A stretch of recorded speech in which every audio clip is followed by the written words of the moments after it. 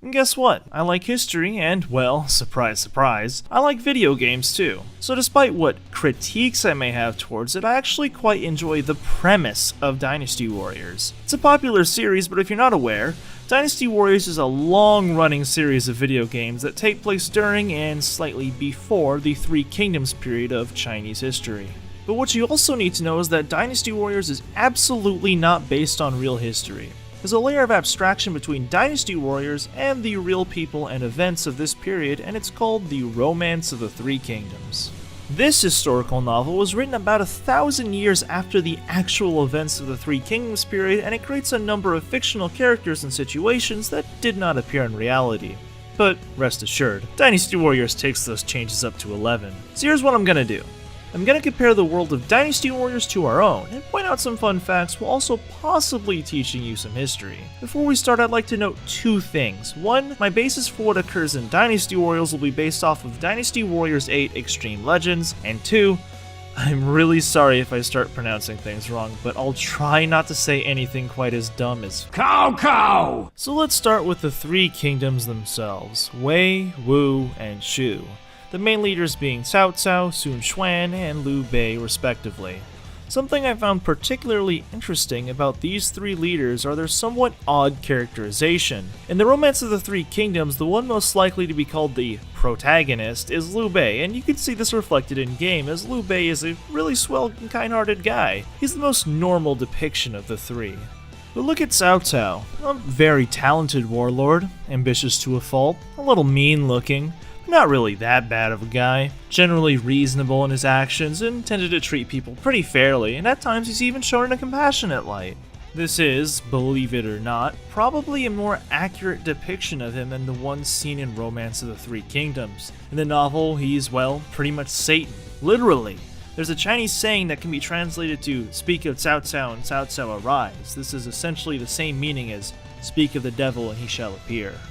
But it's actually more complicated than that. In the original text, Cao Cao is deceitful, yes, but not wholly villainous. But in the 17th century, officials in the Qing dynasty altered the text, removing most passages that praised Cao Cao's side, making him appear even more villainous. This depiction took power despite historical records usually praising him. But in 1949, things changed again. After Mao Zedong and the Communists won the Chinese Civil War, people started to compare Mao to Cao Cao. Therefore, Mao's propagandists launched a campaign to get Cao Cao portrayed in a more positive light. Results, as far as I can find, have been mixed. Although the villainous side of Cao Cao still gets pushed around, it's not uniformly so. Like for instance, in 2012, a very good Chinese film called The Assassins came out, portrayed Cao Cao in a very positive light. The film was praised for its historical accuracy. Now let's get to Sun Quan. Sun Quan was the first emperor of Wu, and the longest ruler of one of the Three Kingdoms. The main reason he was able to rule so long is that he was significantly younger than either Liu Bei or Cao Cao. Now look at these models. Guess their ages based on these alone. If I had to take a guess, I'd put Sun Quan in his mid-20s, Liu Bei in his late 20s, and Cao Cao in his mid to late 30s. Well, Cao Cao was born in 155 AD, Liu Bei in 161, and Sun Quan was born in 182. Yeah, over a 20-year difference. Another funny thing about these models never changing is that in Wu's first mission, the one where Sun Quan's father dies, he is playable and also only 9 years old. Pretty crazy to see a 9-year-old cutting down soldiers like this. Speaking of cutting down soldiers, let's talk about Liu Boo. Yes, Liu Boo, the ever-mighty, wrathful, and one who should probably never be pursued. Liu Boo's appearance here is quite faithful to his role in Romance of the Three Kingdoms. However, I don't remember Dynasty Warriors bringing up the fact that apparently Liu Boo was something of an alcoholic. In history, he was also well known for his archery and horse riding skills, although those rarely ever come up in Dynasty Warriors. By the way, Diaochan, not a real person. However, she is historically important in Chinese culture as one of China's 4 beauties. Oh, and Liu Boo's daughter that's in Dynasty Warriors 8 is almost totally fictitious. While Liu Boo did have a daughter, we have no idea what her name was, and she most certainly was not a warrior. All we know is that Liu Boo attempted to use her for political marriage.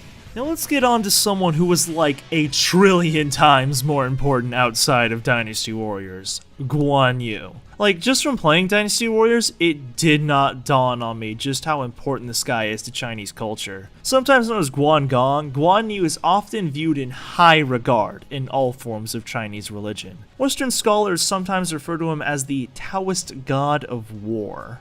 Although, at least from what I've read, he's less airy and more of a god of camaraderie and brotherhood, worshipped by such varied groups as the Chinese police to the Chinese triads. His depiction in Dynasty Warriors is very similar to the Guan Yu many worship, minus his often red face. In real life, Guan Yu was known for his ability to make friends. Managing to become close to both Liu Bei and Cao Cao was no small feat, especially considering how many times Guan Yu had faced Cao Cao's army. Guan Yu was very famous in his time and had obtained a reputation as both a very competent general, but also as a man of great loyalty.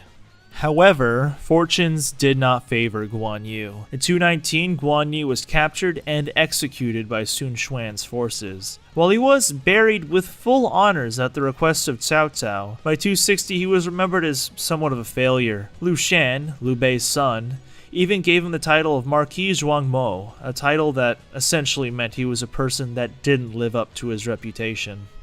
But in the end, today we have massive statues of Guan Yu, and Liu Shan doesn't.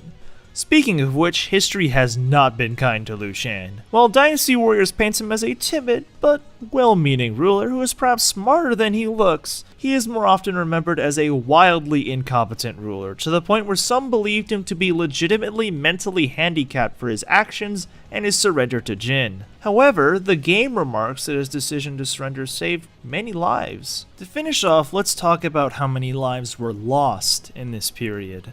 In the Dynasty Warriors games, one person can cut down thousands, and while I certainly doubt this to be true during this time, the death toll of this period was astronomical. Due to not only warfare but also famine and disease, it is estimated that up to 40 million people died during the Three Kingdoms era. The population of China literally went from 56 million in the Han Dynasty to 16 million once the area had been reunited under the Jin Dynasty.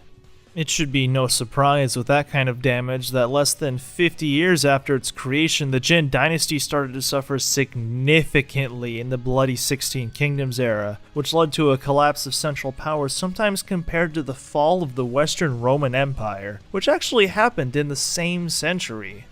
Well anyways, that's what I got for now. I'm thinking after Dynasty Warriors 9 comes out, I'll make another one of these. If you have any suggestions, please post them, and if I use them, I'll credit you in whatever video I make. Thanks for watching.